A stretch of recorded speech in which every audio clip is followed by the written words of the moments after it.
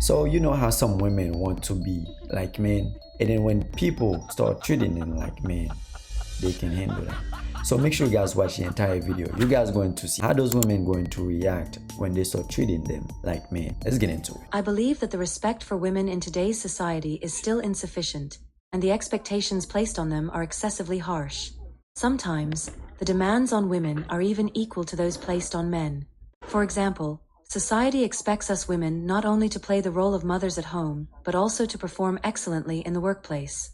Meanwhile, many fathers are absent, and caring for children seems to have become a woman's duty. Women are expected to manage the household while also working hard.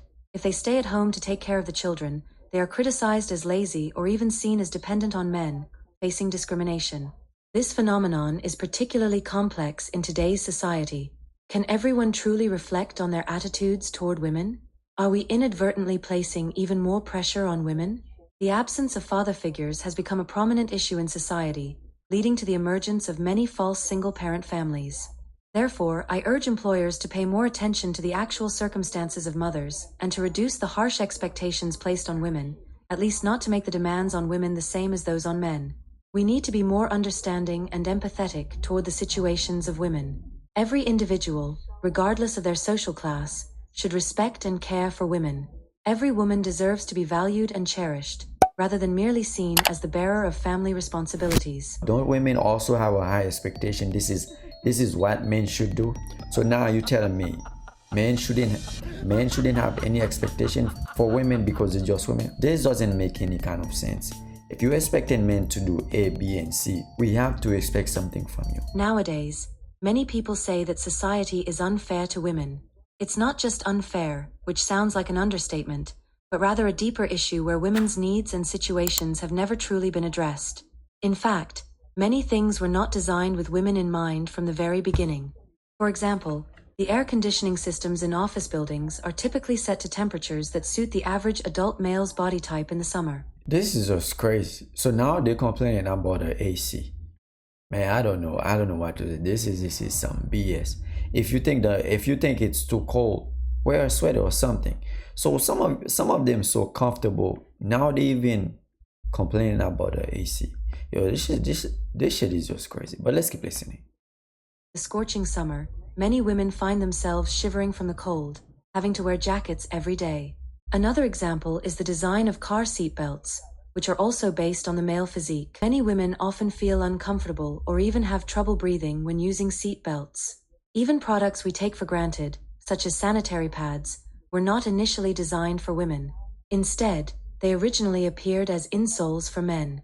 The institution of marriage, for instance, clearly favors men, protecting their interests while the invisible contributions of women are often overlooked.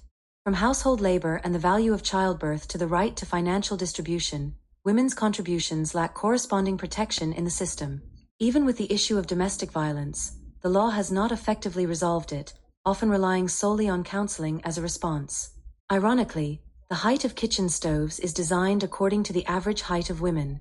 So, in such circumstances, the frequently discussed women's independence in today's society seems like nothing but an empty phrase. How can we, as women, talk about independence?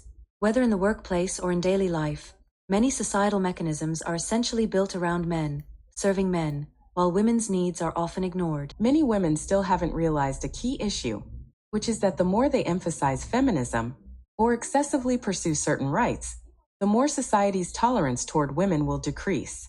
Why do I say this?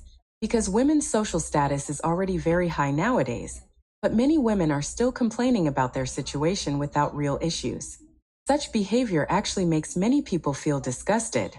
These individuals are shouting about independence while striving for certain privileges, enjoying the benefits of gender advantage, and at the same time hoping to gain more rights and preferential treatment.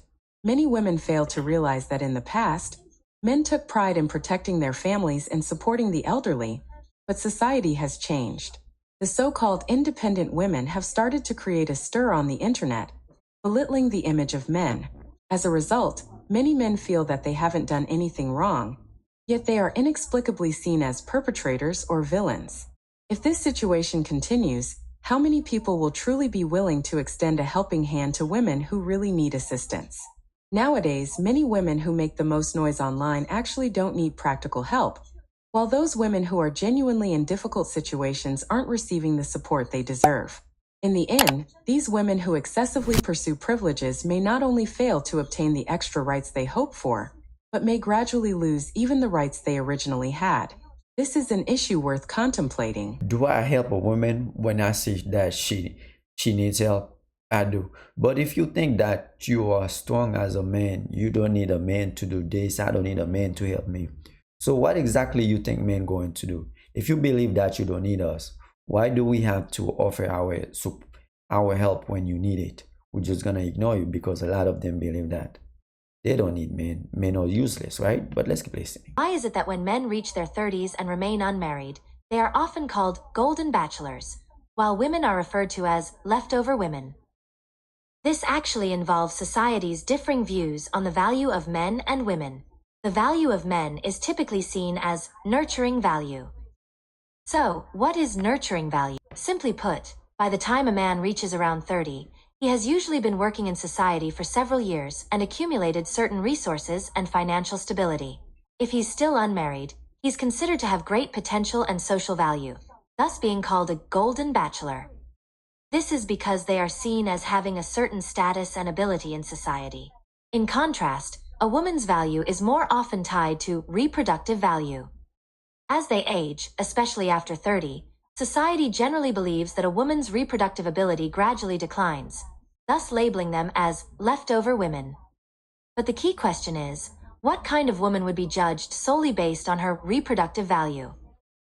This usually refers to women who, apart from reproduction, have no other significant values. If a woman demonstrates greater value in other areas, such as in her career, personal achievements, or social contributions, then her reproductive value naturally becomes less relevant, and may not even be the primary standard by which others judge her. Ultimately, the different labels society places on men and women reflect biases rooted in traditional values. For men, the emphasis is more on their economic potential and social status, whereas for women, it is often more focused on their reproductive capability. This view is undoubtedly a narrow standard of judgment. Women who excel in various aspects of life clearly shouldn't be defined solely as reproductive machines, and their value should be viewed more comprehensively and multidimensionally. I believe this is a significant manifestation of unfairness towards women. Here we go again. They treated women so unfair. It's crazy. Nowadays, although the slogan of gender equality is constantly shouted, how many of these slogans are truly implemented in action? The so-called equality is nothing but empty talk. The rise of Chinese women should rely on their own efforts and struggles to live the life they desire, rather than just verbally proclaiming gender equality while secretly hoping to reap benefits without labor. True equality is when both you and the other person earn 3,500 yuan and neither looks down on the other.